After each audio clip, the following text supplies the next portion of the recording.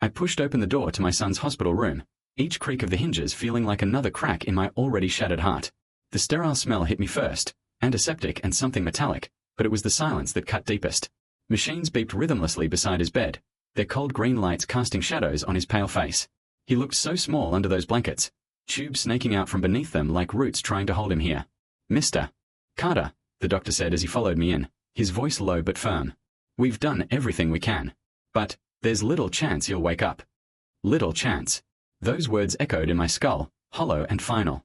I wanted to argue, to scream at him for giving up too soon, but what could I say? He wasn't wrong. My boy, my 12-year-old Jake, lay there motionless, his chest rising and falling only because machines willed it to. His bike accident had been brutal, they told me. A car ran a red light. Witnesses said he didn't even have time to react. And then there was her, the woman who should have been standing next to me, holding my hand through this nightmare. But she wasn't. She'd left without a word, disappearing before I even made it back from talking to the doctors. No note, no explanation. Just gone.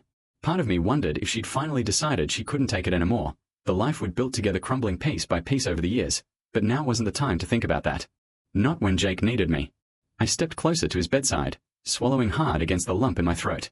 Reaching out, I took his hand in mine. It was limp, unnaturally warm from whatever fever lingered inside him. And then, a soft clink. Something fell from his pocket onto the floor. Kneeling down, I picked it up, a small brass key, tarnished with age. Attached to it was a folded scrap of paper, its edges frayed as though it had been handled countless times.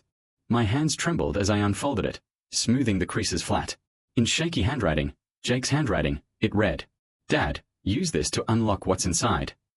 My breath hitched. What did it mean? Unlock what? Where? I scanned the room, my eyes landing on the small backpack tucked under his chair. It was his school bag, the one he always carried everywhere. Maybe that's where the key belonged. I grabbed the bag and dumped its contents onto the floor. Textbooks, pencils, crumpled homework assignments. Nothing stood out until I felt the bottom of the main compartment. There was a slight give, a hidden zipper I hadn't noticed before. Pulling it open revealed a small locked box, no bigger than a jewelry case. My pulse quickened as I inserted the key. It turned smoothly, clicking open the lid. Inside was a flash drive and another note. This one was shorter, written in the same uneven scrawl. Dad, I'm sorry. You deserve to know the truth. A chill ran down my spine. Truth? What truth? I glanced at Jake's still form, guilt twisting in my gut. Whatever this was, it wasn't going to be easy. I slipped the flash drive into my pocket and sat back down beside him, clutching his hand again. Jake, I whispered, my voice breaking. What were you trying to tell me? Hours passed, or maybe minutes, time blurred in that room. Eventually, I left to find a computer in the hospital lobby. When I plugged in the drive, a single video file appeared. Taking a deep breath, I clicked play. The screen flickered to life, showing Jake sitting cross-legged on his bedroom floor, his camera angled awkwardly toward his face. His expression was serious, older than his years. Hey, Dad, he began, his voice steady but tinged with sadness. If you're watching this, something happened to me. And I need to tell you something important. Something Mom didn't want you to know. My stomach dropped. Oh God, no. She's been seeing someone else, he continued, looking away briefly as if ashamed. For months now. I found out by accident. I saw texts on her phone when she left it at home one day. I didn't know what to do. I thought about telling you, but I was scared. Scared of what it would do to our family. So I kept quiet. But now I don't think I can keep carrying this secret anymore. Tears streamed down my face as I listened, my mind reeling. How long had she been lying to me? To us? All those late nights she claimed were work-related, all those weekends she spent out with friends, had none of it been true? I love you, Dad, Jake said, his voice cracking. You're the best dad anyone could ask for. Please don't blame yourself for any of this. None of it's your fault.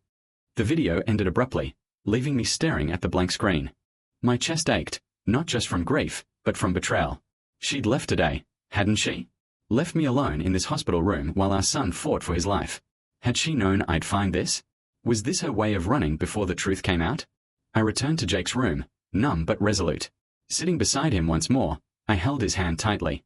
I don't care why she did it, I murmured, leaning close to his ear.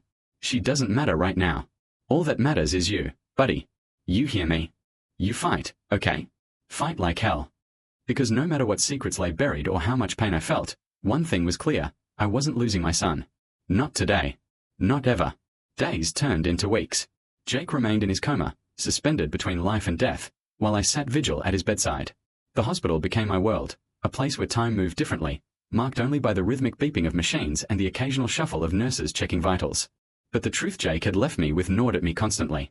My wife, Sarah, was gone. Not just physically absent from the hospital, but spiritually absent from our lives long before this moment. Every memory we'd shared now felt tainted, every smile she'd given me laced with deception. How could I have missed it? Was I really that blind? One evening, after another grueling day of sitting with Jake, I decided to dig deeper. If Sarah thought she could walk away without answers, she was wrong.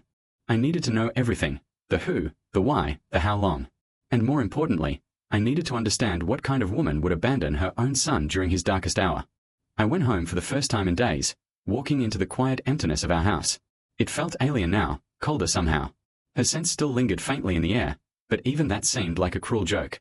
I headed straight for her office, a room she rarely let me enter, claiming it was her space for work-related things. Now, I didn't care about boundaries. Her desk drawers revealed little: bills, receipts, random office supplies, but tucked inside a locked filing cabinet, which I broke open with a crowbar, I found something far more damning: plane tickets. 2 round-trip tickets to Cancun booked months ago. One under her name, the other under someone else's, Brian Reynolds. My stomach churned. Brian. That son of a bitch. His name wasn't unfamiliar. He worked at Sarah's firm, some hotshot consultant everyone fawned over. I'd met him once at a company holiday party, shook his hand, made small talk. He'd seemed nice enough then. Clean-cut, charming, successful. A cliché wrapped in a tailored suit. There was also a stack of letters tied together with ribbon, addressed to Sarah in elegant handwriting. Love letters. From Brian. Each one detailed their affair in nauseating specificity, chronicling stolen weekends, whispered promises, and dreams of running away together. They spoke of me too, in dismissive tones, as though I were an obstacle to overcome rather than a husband betrayed. I sank into her chair, clutching the letters like they might burn me. Rage bubbled up inside me, hot and acidic, but beneath it lay something worse: shame. How had I failed so badly? Had I been too distant, too preoccupied with work or bills or whatever excuse I used to justify not being present? Or was this all on her, a selfish act born of boredom or dissatisfaction? As much as I wanted to hate her, I couldn't. Not completely. Because despite everything, she was still Jake's mother. And no matter how angry I was, I knew he'd need her someday, if he woke up. The next morning, I returned to the hospital, exhausted but determined. I brought the flash drive with me, along with copies of the letters. If Jake woke up, and I refused to believe he wouldn't, I owed it to him to explain everything. To tell him the truth about his mom, painful as it was. Sitting beside him, I held his hand again and talked softly, telling him stories about when he was little. About the time he tried to climb the backyard tree and got stuck halfway up. About the science fair project that nearly set the kitchen on fire. Anything to fill the silence, to remind him of the life waiting for him outside these walls. Then, late that afternoon, something miraculous happened. His fingers twitched. At first, I thought I imagined it, a trick of fatigue or wishful thinking. But then it happened again, stronger this time. His eyelids fluttered, and a soft groan escaped his lips. "Jake," I said, leaning closer, my voice trembling. "Buddy, can you hear me?" His eyes opened slowly, unfocused and glassy, but alive. Alive. Tears streamed down my face as I pressed the call button for the nurse, shouting for help until my voice went hoarse. When the doctors arrived, they ran tests, checking vitals and reflexes. They warned me recovery would be slow, that brain injuries were unpredictable. But none of that mattered. My boy was awake. Over the next few days, Jake grew stronger, though he tired easily. When he was lucid enough to talk, I hesitated before broaching the subject of the flash drive and the letters. But Jake surprised me. "I remember," he said weakly, his voice barely above a whisper. "I put the key in my pocket before the accident. I wanted you to find it." "I know, buddy," I replied, squeezing his hand. "And I found out about Mom." He looked away, guilt shadowing his young features. "I'm sorry, Dad. I didn't want to hurt you." "You didn't," I lied, forcing a smile. "You did the right thing. You told me the truth, and that's what matters." We sat in silence for a while, the weight of unspoken words hanging heavy between us. Finally, I asked the question I'd been dreading. "What do you want to do about her?" Jake hesitated, then shrugged. "She's still my mom. But maybe she needs to figure some stuff out first." I nodded, understanding exactly what he meant. Sarah had chosen herself over us, for now. Whether she came back or not, whether forgiveness was possible, remained to be seen. But for today, none of that mattered. Today, my son was alive, and that was enough. As I sat there holding Jake's hand, watching him drift off to sleep, I realized something important. Life is messy, unpredictable, and often unfair. People make mistakes, big ones, sometimes unforgivable ones. But love endures. Love fights. Love heals. And I intended to fight like hell for both of us. Jake's recovery was slow but steady. The doctors were cautiously optimistic, though they warned me that physical therapy would be grueling and that cognitive challenges might linger. But Jake was tough, always had been, and he faced each hurdle with a determination that made my heart swell with pride. Still, there were moments when I caught him staring out the window, his eyes distant, as if searching for something, or someone, he couldn't quite name. Sarah hadn't called. Not once. No texts, no emails, nothing. It was as if she'd erased herself from our lives entirely. At first, I convinced myself it was better this way. How could I explain to Jake why his mother abandoned him in his darkest hour? How could I reconcile the woman I thought I knew with the one who left us behind without a backward glance? But anger wasn't enough to fill the void she left behind. Nights were the hardest. When Jake fell asleep, I'd sit alone in the hospital lounge, scrolling through old photos on my phone. Pictures of happier times, family vacations, birthday parties, lazy Sunday mornings when none of us bothered to get dressed until noon. Each image felt like a knife twisting deeper into my chest. Had any of it been real? Or had it all been a performance, a facade she maintained until she found someone, or something, better? One night, as I sat stewing in those thoughts, Jake surprised me by wheeling himself into the lounge in his hospital-issue wheelchair. His face was pale, and he looked exhausted, but his eyes were sharp. "Dad," he said softly, "can we talk about Mom?" I froze, unsure of how to respond. Part of me wanted to shield him from the truth, to protect him from the pain of knowing what kind of person Sarah really was. But another part, a stronger part, knew he deserved honesty. "Of course, buddy," I replied, pulling up a chair beside him. "What do you want to know?" He hesitated, fiddling with the blanket draped over his legs. "Do you think she loves us?" The question hit me like a punch to the gut. For all his strength, Jake was still just a kid. A kid who needed reassurance that he was loved, even by someone who'd walked away. "I don't know, Jake," I admitted, my voice thick with emotion. "But I do know this. She made choices that hurt both of us. And maybe she thought she was doing the right thing, for herself, but leaving you here, like this," I shook my head, unable to finish the sentence. "That's not love." Jake nodded slowly, tears welling in his eyes. "I miss her," he whispered. "Even though she left, I still miss her." My own tears threatened to spill over, but I forced them back. "It's okay to miss her, buddy. She's your mom, and no matter what she did, she's still part of you. But we've got each other, okay? You're not alone in this." He reached out and grabbed my hand, squeezing it tightly. "Promise." "I promise." Weeks passed, and Jake grew stronger. The doctors cleared him to go home, though he'd need ongoing therapy to regain full mobility. Bringing him back to the house was bittersweet. Everywhere I looked, reminders of Sarah lingered. In the photos on the walls, the furniture she'd picked out, the little habits we'd fallen into together over the years. I started packing some of her things away, boxing them up and storing them in the garage. If she ever came back, she'd have to earn her place in our lives again. In the meantime, Jake and I settled into a new rhythm. Mornings began with stretches and exercises prescribed by his physical therapist. Afternoons were spent playing board games or watching movies, anything to keep his spirits high. Evenings were quieter. Sometimes we'd cook dinner together, laughing at our mutual inability to follow recipes properly. Those moments, small and ordinary as they were, became anchors for both of us. But life without Sarah wasn't easy. There were bills to pay, appointments to schedule, decisions to make, all tasks that used to fall to her. I stumbled through most of it, learning as I went. It was exhausting, but it also gave me a strange sense of purpose. For the first time in years, I felt fully present in my own life, instead of coasting through it. Then, one day, everything changed. It started with a knock at the door. Jake and I exchanged a glance. It wasn't often we had visitors. Opening the door, I found myself face to face with Brian Reynolds. For a moment, I didn't recognize him. Gone was the polished consultant I'd met at the holiday party. This version of Brian looked haggard, his suit wrinkled, his eyes bloodshot. He shifted uncomfortably on the porch, clearly unsure of how to begin. "Can I help you?" I asked, my tone icy. "Is Sarah here?" he blurted out, ignoring my hostility. "No," I snapped. "She hasn't been here in weeks. Why are you looking for her?" Brian sighed, running a hand through his disheveled hair. "Because she's gone," he said quietly. "She left me too." The words caught me off guard. Whatever I'd expected him to say, it wasn't that. "What do you mean, left you?" "She ended things," he explained, his voice tinged with desperation. "Right after your son's accident. She said she couldn't live with herself anymore, that she'd ruined everything. Then she disappeared. I've tried calling, texting, showing up at her apartment, but she won't answer. I thought maybe she came back here. I stared at him, torn between disbelief and pity. So Sarah had run, not just from me, but from him too. From everyone. Clearly, whatever guilt she'd been carrying had finally caught up with her. Well, she's not here, I said flatly. And even if she were, I wouldn't let her near my son. Brian nodded, looking defeated. I understand. I hope she's okay.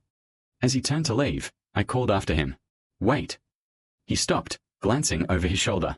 If you hear from her, I said, tell her Jake's getting better. Tell her he misses her, but he's going to be fine.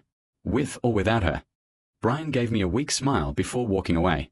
Watching him go, I felt a flicker of sympathy. Maybe he wasn't such a bad guy after all. Just another person caught up in Sarah's mess. That night, I told Jake about Brian's visit. To my surprise, he didn't seem angry or bitter. Instead, he looked thoughtful. Maybe Mom's trying to fix things, he said softly. Maybe she feels bad. Maybe, I agreed, though I wasn't convinced. But fixing things doesn't mean running away. It means facing your mistakes head-on. Jake nodded, then leaned his head against my shoulder. I'm glad you're here, Dad. I don't think I could do this without you. I wrapped an arm around him, holding him close. You'll never have to, buddy. We are in this together, no matter what. As we sat there, side by side, I realized something important. Life is unpredictable, messy, and often painful. But it's also beautiful in its imperfections. Together, Jake and I were building something new, something stronger than what we'd lost. And maybe, just maybe, that was enough. Months passed, and life began to settle into a fragile kind of normalcy. Jake's progress was remarkable. He regained most of his strength and mobility, though he still struggled with occasional headaches and memory lapses. The doctor said these were likely side effects of the brain injury, but they assured me they'd fade with time. For now, I focused on celebrating every small victory. The first time he walked unaided down the hallway, the first laugh that sounded like his old self, the first night he slept through without nightmares. But as much as we celebrated, there were still moments when the weight of everything pressed down on us. Late at night, after Jake had gone to bed, I'd sit alone in the living room staring at the boxes of Sarah's belongings stacked in the corner. They served as a constant reminder of what, and who, we'd lost. Sometimes I considered throwing them out, erasing her completely from our lives. Other times, I opened them, sifting through photo albums and mementos, searching for answers to questions I couldn't quite articulate. Jake handled her absence differently. At first, he rarely mentioned her, burying himself in schoolwork and physical therapy as if keeping busy could distract him from the ache of her absence. But gradually, he started asking more questions about her, what she was like before the affair, why she might have done what she did, whether she ever loved us at all. Each question was a knife twist, forcing me to confront emotions I'd rather bury. One evening, as we sat together on the couch flipping through channels, Jake turned to me abruptly. Do you think Mom regrets leaving? He asked, his voice hesitant. I sighed, setting the remote aside. I don't know, buddy. Maybe. People do regret things, especially when they realize how much they've hurt the people they love. But why didn't she come back? He pressed, his brow furrowed. Even if she messed up, shouldn't she want to make it right? It was a fair question, one I'd asked myself countless times, but the truth was complicated. Sometimes people get so tangled up in their own pain that they can't see past it, I explained gently. Your mom, she made choices that hurt us, and maybe she thought staying away was easier than facing those consequences. Jake frowned, clearly dissatisfied with my answer. That doesn't seem fair. No, I admitted, ruffling his hair. It's not fair. And I'm sorry you have to deal with any of this. But here's the thing, Jake, life isn't always fair. What matters is how we choose to move forward. We can let her choices define us, or we can decide to build something better for ourselves. He nodded slowly, though I could tell he wasn't entirely convinced. Still, it was enough for now. Healing wasn't linear, and neither was forgiveness. As spring turned to summer, Jake and I found ways to fill the void Sarah left behind. Weekends became adventures, hiking trips, visits to museums, baseball games where we cheered wildly for teams neither of us cared about. We laughed more than we cried, and slowly, the sharp edges of our grief began to soften. But just as we started to find our footing, another curveball came our way. It was a letter, a plain white envelope addressed to me in handwriting I recognized instantly. Sarah's. My stomach churned as I tore it open, half expecting excuses or pleas for forgiveness. Instead, I found a short, painfully honest note. Mark, if you're reading this, it means I finally worked up the courage to send it. First, I need to say I'm sorry, not just for leaving, but for everything. For lying, for hurting you, for abandoning Jake when he needed me most. There's no excuse for what I did, and I'll spend the rest of my life regretting it. I won't ask for your forgiveness because I don't deserve it. All I can do is hope that someday you and Jake will be able to look back on this chapter of your lives and know that you survived it, together. You've always been stronger than me, Mark, and I know Jake will grow up to be just like you. Wherever I am now, please believe me when I say I'm rooting for both of you. Always. Sarah. By the time I finished reading, tears streamed down my face. It wasn't closure, not really, but it was something. An acknowledgement of her mistakes, however late it came. I folded the letter carefully and tucked it into my wallet, unsure of what to do with it next. When Jake noticed my red-rimmed eyes later that evening, he asked what was wrong. After a moment's hesitation, I handed him the letter. He read it silently, his expression unreadable. Well? I prompted softly when he finished. What do you think? He shrugged, folding the paper neatly and handing it back. I guess it's good she apologized. But it doesn't change anything, does it? No, I agreed. It doesn't. For a long time, we sat in silence, each lost in our own thoughts. Then Jake spoke again, his voice quiet but resolute. We don't need her, Dad. Not anymore. We've got each other. I pulled him into a tight hug, overwhelmed by a mix of sadness and pride. He was right. No matter what happened next, we had each other, and that was enough. In the weeks that followed, we made a pact, to focus on the future instead of dwelling on the past. Jake threw himself into school projects and extracurriculars, determined to prove that nothing, not even a coma, could hold him back. I took up running again, pounding the pavement early in the mornings to clear my head and remind myself of my own strength. And though Sarah never resurfaced, no calls, no visits, no further letters, we learned to live without her shadow looming over us. Her absence shaped us, yes, but it didn't define us. Together, Jake and I built a new kind of family, one rooted in honesty, resilience, and unconditional love. Because sometimes, moving forward means letting go of the people who can't keep up. And sometimes, it means finding strength in the ones who stay. Years passed, and life moved forward in ways neither Jake nor I could have predicted when we first sat together in that hospital room, holding on to hope like it was the last thing tethering us to the world. Jake grew into a remarkable young man, smart, kind, and fiercely independent. He graduated high school at the top of his class, earning a scholarship to a prestigious university. Watching him walk across the stage in his cap and gown filled me with pride but also a bittersweet ache. My little boy wasn't so little anymore. As for me, I found solace in rebuilding my own life. After years of focusing solely on Jake's recovery and well-being, I began to rediscover pieces of myself I'd neglected during my marriage to Sarah. I joined a local running club, where I met people who challenged me physically and mentally. One of those people, a woman named Claire, became someone special to me. She was warm, grounded, and patient, qualities I hadn't realized I needed until she entered my life. Unlike Sarah, Claire didn't try to fill a void. Instead, she stood beside me, supporting me without judgment or expectation. But no matter how much time passed, Sarah's absence lingered like an unanswered question. Her letter remained tucked safely in my wallet, a reminder of her final words to us. Occasionally, I wondered what had become of her. Had she found peace? Redemption? Or had she continued running from the wreckage of her choices? One day, nearly 5 years after Jake's accident, I received an email that would change everything. The subject line read, "It's Sarah." My heart skipped a beat as I opened the message, half expecting spam or some cruel prank. But it was her name, her tone, unmistakable. Mark, I know this email comes out of nowhere, and honestly, I don't blame you if you delete it without reading further. But I owe you and Jake an update, however overdue it may be. After leaving, I spent months wandering, physically and emotionally. I went to places I thought might help me escape my guilt, but no matter where I went, I couldn't outrun the truth of what I'd done. Eventually, I ended up in a small coastal town in Oregon, where I've been working as a counselor for troubled teens. It's not glamorous, but it's meaningful work, and for the first time in years, I feel like I'm making amends, not just to others, but to myself. I think about you and Jake every day. I see glimpses of your strength in the kids I work with, and I imagine how incredible Jake must be now that he's grown.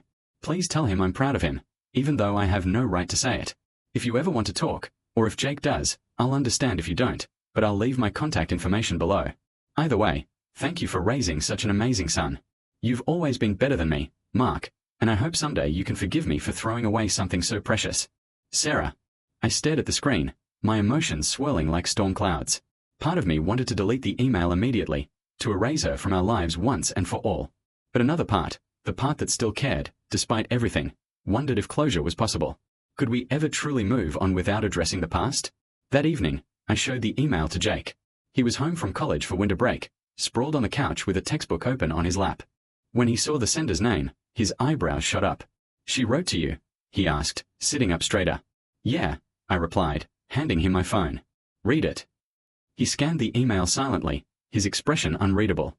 When he finished, he handed the phone back, his jaw tight. "What do you think?" I asked cautiously. He shrugged, leaning back against the couch cushions. I don't know. Part of me wants to hate her, but I guess I already forgave her a long time ago. Not because she deserves it, but because I don't want to waste energy being angry anymore. His words hit me like a punch to the gut. Forgiveness wasn't something I'd fully considered. Not for Sarah, anyway. Sure, I'd accepted her absence and learned to live without her, but forgiveness? That felt like giving her permission to hurt us again. And what about talking to her? I pressed gently. Would you want to?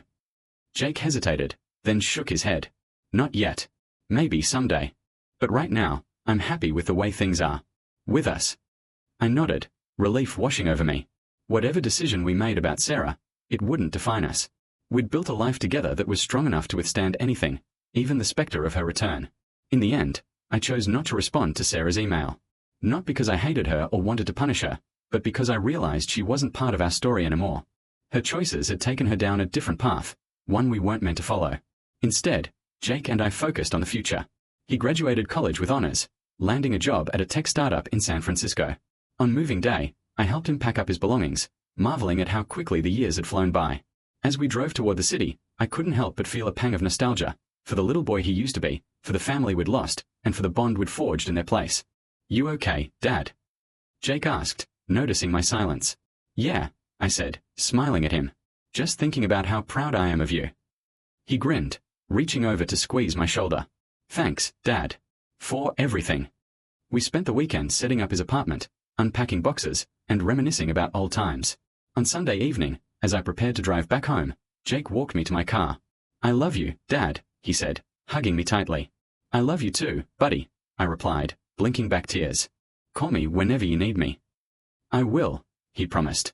As I pulled away from the curb, I glanced in the rearview mirror, watching him wave until I turned the corner. In that moment, I knew we'd be okay, no matter what challenges lay ahead. Because we'd faced the worst life could throw at us, and we'd come out stronger on the other side. Months later, Claire and I took a trip to the coast. We stayed in a cozy cabin overlooking the ocean, spending our days hiking trails and exploring nearby towns. On our last morning there, we wandered into a quaint cafe for breakfast. As we waited for our coffee, I noticed a familiar figure behind the counter, a woman with Sarah's build and hair color, serving customers with a warm smile. For a split second, my breath caught. Was it her? Could it really be Sarah? But before I could get a closer look, she disappeared into the kitchen, leaving only uncertainty in her wake. Claire noticed my distraction and followed my gaze. Something wrong? No, I said, shaking my head. Just thought I recognized someone. She smiled knowingly, taking my hand in hers. Sometimes, it's better not to know. She was right. Some stories don't need endings. They simply fade into the background, becoming part of the tapestry of our lives. And that was enough. Life had settled into a rhythm I'd come to cherish. Jake was thriving in San Francisco, sending me regular updates about his work and adventures. Claire and I continued building our relationship, finding comfort and joy in each other's company. For the first time in years, I felt like I could breathe freely, like the weight of Sarah's betrayal no longer anchored me to the past. But life has a way of reminding you that nothing stays static forever. It started with a phone call, a number I didn't recognize flashing across my screen late one evening. I almost ignored it, assuming it was a telemarketer or some automated message. But something made me answer anyway. Hello. My voice sounded hesitant, wary. Mark. It's Sarah. My stomach dropped. Hearing her voice after all these years sent a jolt through me, a mix of anger, curiosity, and something else I couldn't quite name. She sounded different, older, wearier, but still unmistakably her. What do you want, Sarah? I asked, keeping my tone neutral despite the storm brewing inside me. I need your help, she admitted, her voice trembling. It's Jake. The world seemed to tilt beneath me. What about Jake? He's here, she said quickly, as if afraid I'd hang up. In Oregon. He showed up a few days ago, saying he needed space to think. At first, I thought it was just a phase. Young adults doing their thing, figuring out life, but then he collapsed. He's in the hospital now, Mark. They're running tests, but they think it might be related to his old injuries. Every word hit me like a hammer blow. Jake, my strong, resilient son, was lying in a hospital bed hundreds of miles away. And Sarah, of all people, was calling me for help. Why didn't you tell me sooner? I demanded, pacing the room, my heart pounding. I wanted to, she replied, her voice breaking. But Jake asked me not to. He said he didn't want to worry you. But now I don't know what else to do. Please, Mark. He needs you. For a moment, I considered refusing. letting Sarah handle the mess she'd created. But then I remembered why I'd fought so hard to keep Jake alive all those years ago, to protect him, no matter what. This wasn't about Sarah anymore. It was about Jake. "I'll be there tomorrow," I said finally, hanging up before I could second-guess myself. The flight to Oregon felt endless, every minute stretching into hours as my mind raced with worst-case scenarios. When I arrived at the hospital, Sarah was waiting for me outside Jake's room. She looked smaller somehow, frailer, as though the years had worn her down more than I'd realized. "How is he?" I asked, brushing past her without making eye contact. "He's stable," she replied softly, following me. "But the doctors are concerned. His brain scans show anomalies. They're not sure yet if it's permanent damage or something temporary." I nodded, steeling myself before stepping into the room. Jake lay in the bed, pale and fragile, tubes snaking from his arms like vines. Seeing him like this brought back memories of his coma, the fear, the helplessness, the sheer willpower it took to stay hopeful. Only this time, I wasn't alone. Sarah stood beside me, her presence awkward but strangely grounding. Jake stirred as I approached, his eyes fluttering open. "Dad," he murmured weakly, managing a faint smile. "Hey, buddy," I said, gripping his hand tightly. "You scared me." "Sorry," he whispered, closing his eyes again. "Didn't mean to cause trouble." "No trouble," I assured him, brushing hair off his forehead. "Just focus on getting better, okay?" He nodded slightly, drifting back to sleep. Watching him, I felt a surge of determination. Whatever challenges lay ahead, we'd face them together, as a team. Later that night, after Jake had stabilized enough for me to leave his side temporarily, Sarah cornered me in the hospital cafeteria. She looked nervous, fidgeting with the hem of her sweater. "You should hate me," she said abruptly, her voice barely above a whisper. "After everything I've done, you have every right to never speak to me again." I sighed, setting down my coffee cup. "Maybe I should," I admitted. "But hating you won't fix anything. Right now, all that matters is Jake." She nodded, tears welling in her eyes. "Thank you for coming. For forgiving me, even if I don't deserve it." "I'm not doing this for you," I said firmly. "I'm doing it for him." Over the next few days, the doctors ran countless tests, trying to pinpoint the cause of Jake's collapse. The diagnosis came as a shock. Complications from his earlier brain injury had resurfaced, exacerbated by stress and overwork. While the prognosis was cautiously optimistic, they warned that full recovery would require extensive rest and rehabilitation, and possibly surgery. Sarah surprised me during this time. Instead of retreating into herself as she'd done in the past, she stepped up, helping coordinate Jake's care and offering support whenever I needed it. There were moments when I caught glimpses of the woman I used to love, the warmth, the kindness, the fierce protectiveness she once reserved only for Jake. One evening, as we sat together in the hospital lounge, she turned to me unexpectedly. "I know I can't undo what I did," she began, her voice steady despite the tears streaming down her face. "But I want to make amends, not just to you, but to Jake. If he'll let me." I studied her for a long moment, searching for signs of the selfishness that had driven her away all those years ago. But instead, I saw vulnerability, regret, and a genuine desire to change. "It's not up to me," I said finally. "It's up to Jake." When Jake woke up the next morning, Sarah hesitantly entered his room, carrying a bouquet of flowers. I watched from the doorway as she knelt beside his bed, her hands trembling. "Jake," she whispered, her voice choked with emotion. "I'm so sorry, for everything. For leaving you, for not being there when you needed me most. I don't expect you to forgive me, but I hope someday you'll understand how much I love you." To my surprise, Jake reached out and took her hand, squeezing it gently. "I already forgave you, Mom," he said softly. "A long time ago." Her sobs echoed through the room, raw and unfiltered. For the first time in years, I saw Sarah cry, not out of guilt or self-pity, but out of pure, unadulterated relief. As I watched them reconnect, I realized something profound. Forgiveness isn't about erasing the past, it's about choosing to move forward, together. And sometimes, healing requires giving people a second chance, even when they don't deserve it. The weeks following Jake's diagnosis were a whirlwind of doctor's appointments, therapy sessions, and difficult conversations. The doctors emphasized the importance of reducing stress and creating a stable environment for his recovery. It was clear that Jake couldn't return to San Francisco. Not yet, anyway. He needed time, care, and support, something neither I nor Sarah could provide alone. That's when an idea began to take shape in my mind.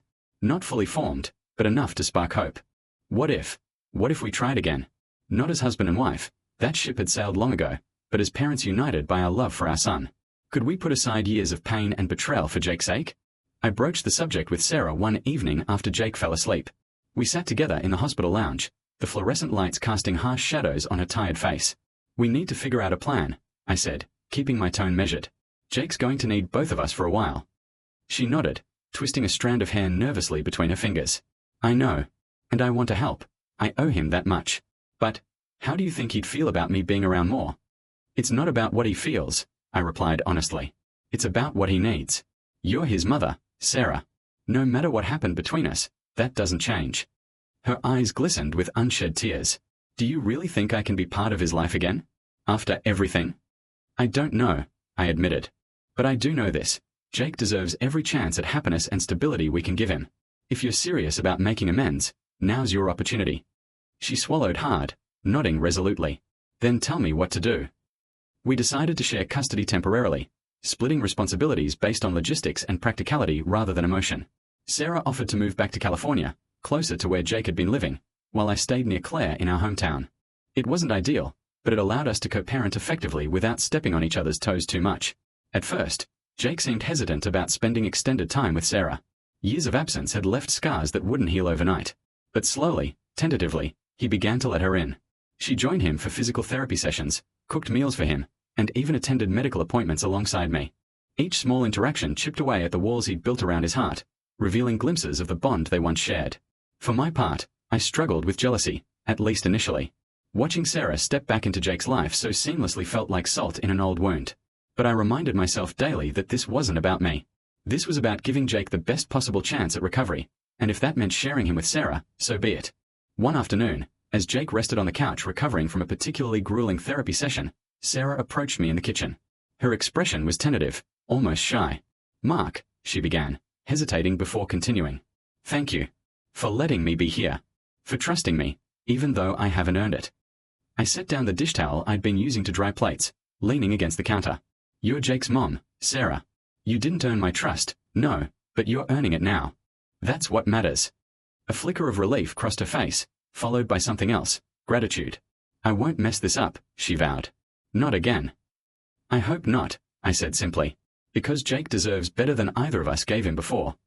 As the months passed, Jake's health improved steadily. The doctors remained cautiously optimistic, praising his progress while reminding us that setbacks were still possible. Still, there were moments of joy amidst the uncertainty, laughter during family dinners, quiet talks late at night, and even playful arguments over which movie to watch. But just as things started to feel stable, another unexpected turn threw us off balance. It happened during one of Sarah's visits. She arrived at my house unannounced, her face pale and drawn. Without preamble, she handed me a folded piece of paper. What's this? I asked, unfolding it carefully. A letter, she said, her voice trembling. From Brian. My stomach churned as I scanned the contents. It was brief, written in terse sentences. Sarah. I heard about Jake. I'm sorry, for everything. For believing I could replace Mark, for thinking I knew what love looked like. I was wrong. About all of it. Hope you find peace. Brian. When I finished reading, I glanced up at Sarah, who looked utterly defeated. He reached out recently, she explained. Said he wanted closure. But seeing his name again, it brought back everything I thought I'd buried. I sighed, folding the letter and setting it aside. Closure isn't easy, Sarah. Especially when the wounds are still fresh. I know, she whispered, tears streaming down her face. But I don't want to mess this up, not with Jake, not with you. I need to prove I've changed. You already are, I said gently. Every day you show up for Jake, you prove it. Just keep doing that. That night, as I tucked Jake into bed, he surprised me with a question. Do you think Mom regrets leaving Dad? He asked softly, staring up at the ceiling. I paused, considering my response. Yes, I said finally. I think she does. But regret isn't enough. It's what she does next that matters. He nodded thoughtfully, then smiled faintly. She's trying, though. Right. She is, I agreed, ruffling his hair affectionately. And so are you. That takes courage, buddy. In the end, none of us emerged from this journey unchanged. Sarah learned humility and accountability, rediscovering pieces of herself she'd lost along the way. I discovered strength I didn't know I possessed, learning to forgive not just others but also myself. And Jake, my resilient, remarkable son, taught us all that love, no matter how broken, has the power to heal. Because sometimes, moving forward means embracing imperfection.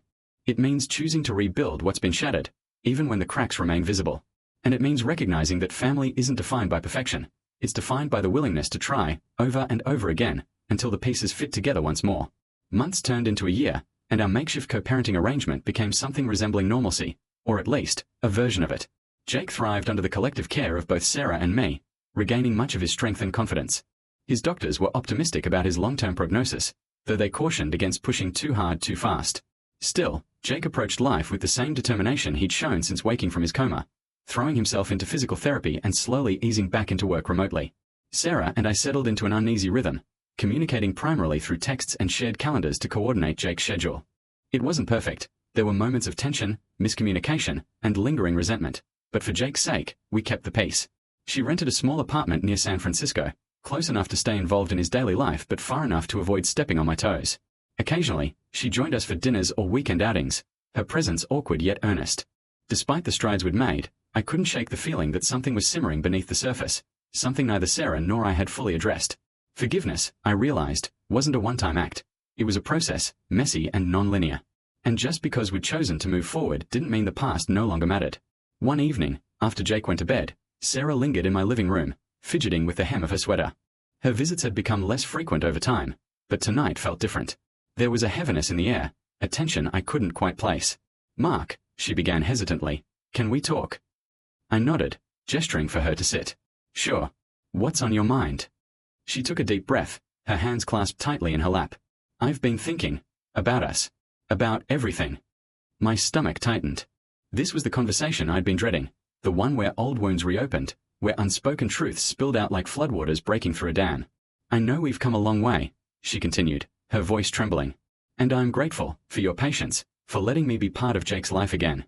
But sometimes I wonder if you'll ever forgive me.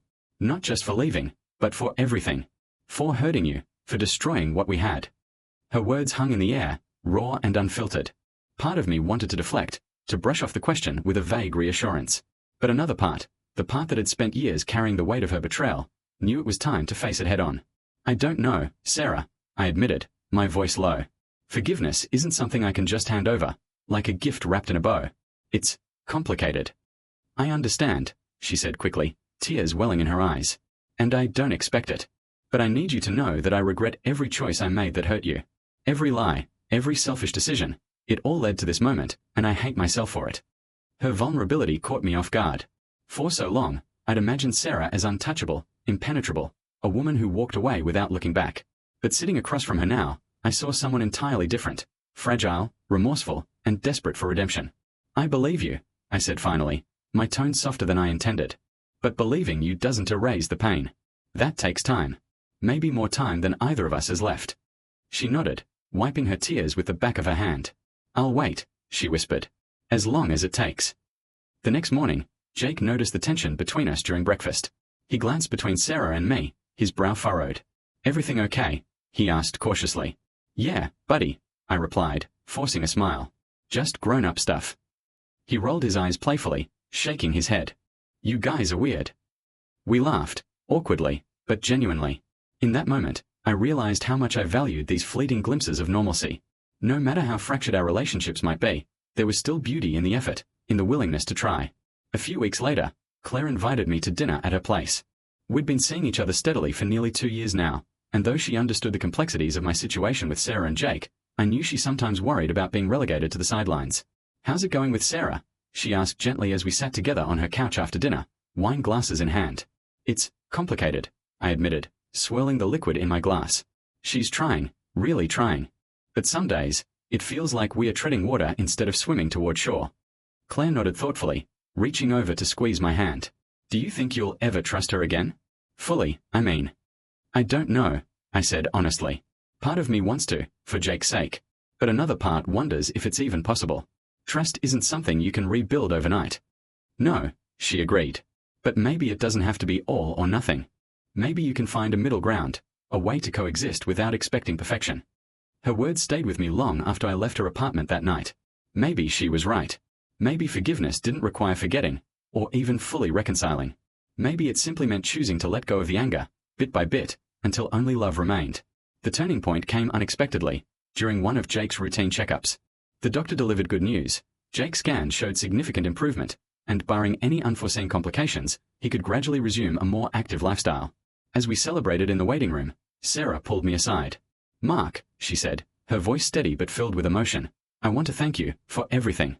For letting me be here, for supporting Jake, for not giving up on us, even when I did." I studied her for a moment, searching for signs of the woman who'd once broken my heart. But instead, I saw someone transformed, not by absolution, but by accountability. "You're Jake's mom," I said simply. "That's never changed. And neither has my love for him."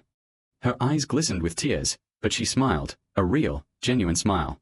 "Thank you," she whispered, "for everything." In the months that followed, Sarah and I found a new equilibrium. It wasn't perfect. We still stumbled over old hurts and unresolved questions, but it was enough. Enough for Jake, enough for us. Life continued to unfold in unpredictable ways. Jake's recovery progressed steadily, though the doctors remained cautious about declaring him fully out of the woods. He was allowed to return to work part-time, provided he adhered to strict guidelines: no overexertion, regular check-ins with his therapist, and a commitment to maintaining balance. Watching him adapt to these limitations filled me with pride, not just because of his determination, but because of the wisdom he'd gained through adversity. Sarah and I, meanwhile, maintained our fragile truce. She attended Jake's appointments when she could, sent encouraging texts on tough days, and occasionally joined us for family dinners. These moments were bittersweet. They reminded me of what we'd lost, but also of what we still shared, our love for Jake. Still, there were times when old wounds flared up, triggered by something as simple as a misplaced comment or an unintentional glance. One such moment came during a rare weekend getaway I took with Claire. We drove to a cabin in the mountains, seeking solitude and fresh air after weeks of stress. As we sat by the fire one evening, sipping hot cocoa and watching the flames dance, Claire turned to me with a thoughtful expression. "How do you feel about Sarah now?" she asked, her tone gentle but probing. I hesitated, staring into the fire. "It's complicated," I admitted. "Some days, I think I've forgiven her, or at least, I'm closer than I used to be. Other days, it feels like nothing's changed." Claire nodded, wrapping her arms around her knees. "Do you ever wonder if you're holding on to the pain because it's easier than letting go?" Her question caught me off guard. Was I clinging to my anger because it gave me a sense of control? Because it reminded me of who I was before Sarah left? The thought unsettled me, forcing me to confront emotions I'd buried deep inside. "I don't know," I said finally. "Maybe. But letting go doesn't mean forgetting. It means accepting that what happened can't be undone, and deciding whether I want to carry that weight forever." Claire smiled softly, reaching over to squeeze my hand. "That's all any of us can do, decide how much of the past we are willing to carry." When I returned home from the trip, I found Sarah waiting for me outside my house. Her car was parked in the driveway, and she stood nervously near the porch, clutching a folder in her hands. "Mark," she began, her voice hesitant, "can we talk?" I nodded, gesturing for her to follow me inside. Once we were seated in the living room, she handed me the folder, her hands trembling slightly. "What's this?" I asked, opening it cautiously. "It's paperwork," she explained, her voice barely above a whisper. "For custody arrangements. For Jake." My stomach churned as I flipped through the documents. They outlined a formal co-parenting agreement, detailing schedules, responsibilities, and even provisions for emergencies. It was thorough, professional, and heartbreaking. "Why are you doing this?" I asked, my voice tight with emotion. "Because I need to prove I'm serious," she replied, tears streaming down her face. "About being here, for Jake, for you, for all of us. I know I messed up, Mark. I know I hurt you in ways I can never fix. But I want to show you that I'm committed to making things right, to being the mother Jake deserves." Her words hit me like a tidal wave, dredging up memories I'd tried so hard to suppress. Part of me wanted to reject her offer outright, to tell her it was too little, too late. But another part, the part that had spent years fighting for Jake, knew she was trying. Really trying. "We'll sign it," I said finally, setting the folder aside. "But not because I trust you completely. Not yet. Because Jake needs stability, and this is a step toward giving him that." She nodded, relief washing over her features. "Thank you," she whispered, "for believing in me, even when I don't deserve it." The next few months brought both triumphs and trials. Jake adapted well to the structured schedule outlined in the custody agreement, thriving under the combined support of Sarah and me. His confidence grew, as did his independence. He started taking on small projects at work again, volunteering for community events, and even reconnecting with old friends. But just as things seemed to stabilize, a new challenge emerged, one that tested the fragile foundation we'd built. It happened during one of Jake's therapy sessions. The doctor called me into his office after the appointment, his expression unusually grave. "Mark," he began, gesturing for me to sit, "we've noticed some concerning patterns in Jake's recent scans. There's evidence of inflammation near the site of his original injury. While it's not immediately dangerous, it does increase the risk of complications down the line." My heart sank. After everything we'd been through, the idea of facing another health crisis felt unbearable. "What can we do?" I asked, my voice trembling. "For now, we'll monitor him closely," the doctor replied. but I recommend scaling back his activity significantly, both physical and mental. Stress exacerbates inflammation, so minimizing triggers is crucial. I nodded numbly, absorbing the information. When I relayed the news to Sarah later that evening, she looked as devastated as I felt. "This isn't fair," she whispered, tears streaming down her face. "He's worked so hard to get better." "I know," I said, pulling her into an awkward hug. "But we'll get through this. Together." In the weeks that followed, Sarah and I rallied around Jake, helping him adjust to his new restrictions. It wasn't easy. He struggled with frustration and disappointment, but he faced each setback with remarkable grace. Watching him persevere reminded me of why I'd fought so hard to keep him alive all those years ago. One evening, as we sat together in my living room, Jake turned to us with a thoughtful expression. "You guys have done so much for me," he said softly. "I don't know how to thank you." "You don't have to," Sarah replied, her voice thick with emotion. "You're worth every effort, Jake. Always." He smiled faintly, then glanced between us. "Do you think, maybe someday you two could forgive each other? Fully, I mean?" His question caught us both off guard. For a moment, neither of us spoke, the weight of his words hanging heavy in the air. "I don't know, buddy," I admitted finally. "Forgiveness is messy. It takes time. But it's possible," Sarah added, her eyes meeting mine. "If we are willing to try." Jake nodded, seemingly satisfied with our answers. As he excused himself to head upstairs, I turned to Sarah, studying her intently. "He's right, you know," she said quietly. "We owe it to him to give forgiveness a real chance." I sighed, running a hand through my hair. "I'm not saying it'll be easy. But for Jake, yeah. I think it's worth trying. Life has a way of testing us in ways we never expect. Just when we think we've found solid ground, it shifts beneath our feet. For Sarah, Jake, and me, that moment came on an ordinary Tuesday afternoon. Jake had been doing well under the new restrictions imposed by his doctors. He'd adjusted to a quieter lifestyle, finding joy in small pleasures, reading books, tinkering with gadgets, and spending time outdoors. His laughter filled the house again, a sound I thought I'd lost forever after his accident. Even Sarah seemed lighter these days, her guilt tempered by the knowledge that she was making amends, not just to Jake, but to herself. But then, the phone rang. I answered it absently, expecting a telemarketer or a wrong number. Instead, I heard a voice I hadn't expected to hear again, the doctor who treated Jake during his coma. "Mr. Carter," he began, his tone unusually serious. "We need to discuss Jake's condition." My heart sank. "What's wrong?" "There's been a development," he explained. "His most recent scans show significant changes in his brain activity, changes we didn't anticipate. While his symptoms have been stable, there's evidence of underlying damage that may progress faster than we initially thought." The room spun around me as his words sank in. Faster progression? Underlying damage? How could this be happening now, after everything we'd fought for? "I'll explain more in person," the doctor continued. "Can you come in tomorrow morning?" "Yes," I managed, my voice barely above a whisper. "We'll be there." When I told Sarah and Jake about the appointment, they reacted with a mix of fear and determination. Jake, ever the fighter, refused to let despair take hold. "We've been through worse," he said firmly, meeting my gaze. "Whatever happens, we'll handle it, together." Sarah nodded, gripping his hand tightly. "He's right. We are stronger than this." But as much as their resolve comforted me, I couldn't shake the feeling that something monumental was looming, something none of us were prepared for. The next morning, we sat in the doctor's office, the sterile air heavy with tension. The doctor reviewed Jake's scans with us, pointing out areas of concern. His explanation was clinical, detached, but the implications hit like a freight train. In layman's terms, he concluded, Jake's brain is showing signs of accelerated degeneration. Without intervention, he may lose cognitive function within months, or even weeks. Silence fell over the room, suffocating and absolute. My vision blurred as tears welled in my eyes.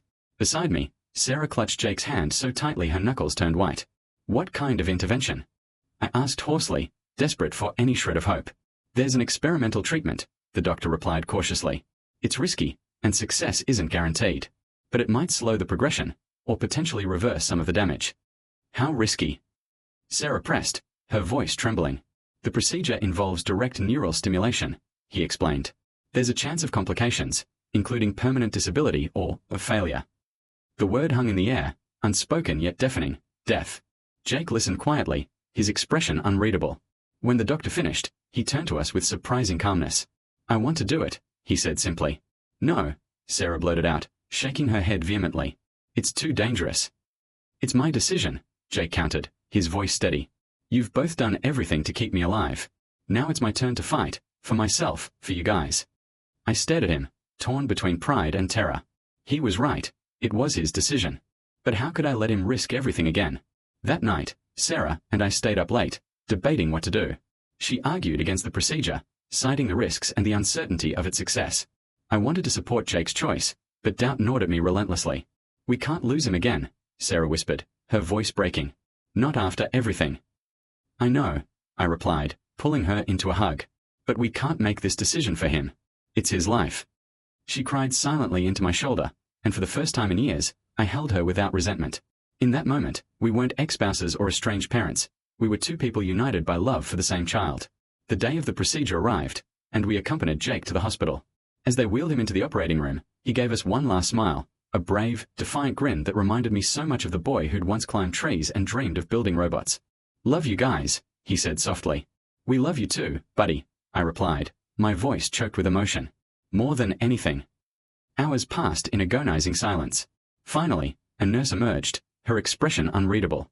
"The procedure was successful," she announced, relief washing over her face. "His vitals are stable, and early indicators suggest the treatment is working."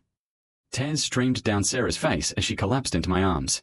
For the first time in years, we embraced fully, openly, our shared joy transcending the pain of the past. Weeks later, Jake was released from the hospital, his recovery progressing steadily.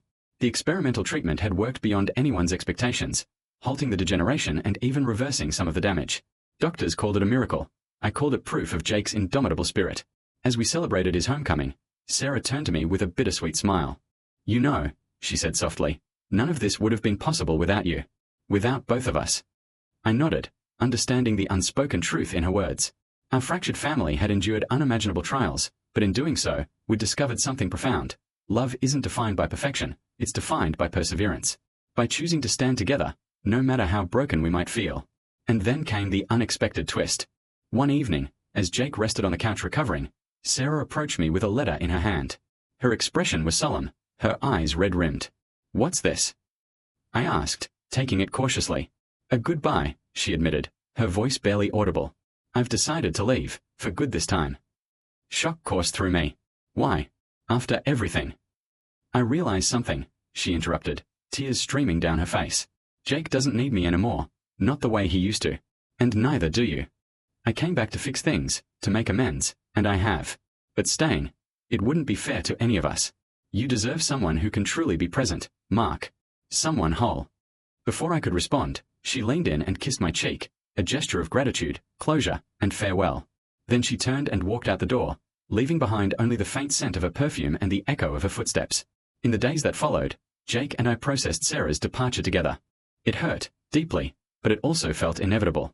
Like the final chapter of a long, complicated story. "She did it for us," Jake said one evening, staring out the window. "To give us space to heal." "Yeah," I agreed, wrapping an arm around his shoulders. "She did." As we stood there, watching the sunset paint the sky in hues of gold and crimson, I realized something important. Life is unpredictable, painful, and often unfair. But it's also beautiful in its imperfections. Together, Jake and I had faced every challenge thrown our way, and emerged stronger because of it.